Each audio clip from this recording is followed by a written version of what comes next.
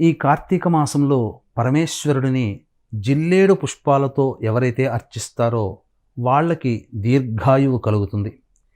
విష్ణువుని మల్లె పుష్పాలతో అర్చన చేసినట్లయితే పాపనాశనం కలుగుతుంది. అలాగే విష్ణువునికి కానీ ఈశ్వరుడికి కానీ కదంబ పుష్పాలతో అర్చిస్తే ఏ సమస్యలుంటాయో ఆ సమస్యల్లో సత్వర పరిష్కారం కలుగుతుంది. వివాహం కావాల్సినటువంటి అబ్బాయిలు అమ్మాయిలు గన్నేరు పుష్పాలతో అర్చించినట్లయితే చక్కటి వధువు వరుడు లభిస్తాడు.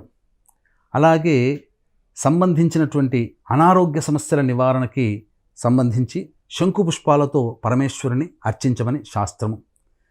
ఇక చామంతి పుష్పాలతో కానీ జాజి పుష్పాలతో కానీ అర్చిస్తే ఆ పరమేశ్వరుణ్ణి సకల వాంఛితార్థాలు నెరవేరుతాయి.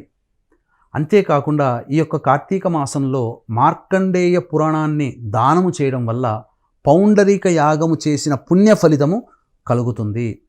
నవంబర్ 5వ తారీఖు రోజున కార్తీక పౌర్ణమి, నవంబర్ 6వ తారీఖు రోజున పద్మక యోగం కలిగినటువంటి రోజున మహిమాన్విత కాశీక్షేత్రంలో మీ జాతకరీత్యా కలుగు అన్ని రకాల సమస్యల నివారణకి, అలాగే శని ప్రభావం వలన ఇబ్బందులు పడుతున్నటువంటి రాశుల్లో జన్మించినటువంటి వారికి ఈ అక్టోబర్ నవంబర్ నెలలో రవి శుక్ర బుధ గురుగ్రహాలు మారడం కారణం చేత 12 రాశుల వారికి సమస్యలు ఇబ్బందులు తప్పవు.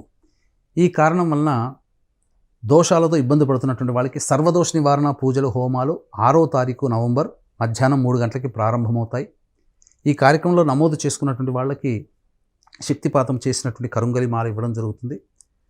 నవంబర్ 6వ తారీఖు మధ్యాహ్నం 2 గంటల లోపల మీరు గోతనామాదు స్క్రీన్పై కనిపిస్తున్నటువంటి నెంబర్కి కాంటాక్ట్ చేసి నమోదు చేసుకోవచ్చు.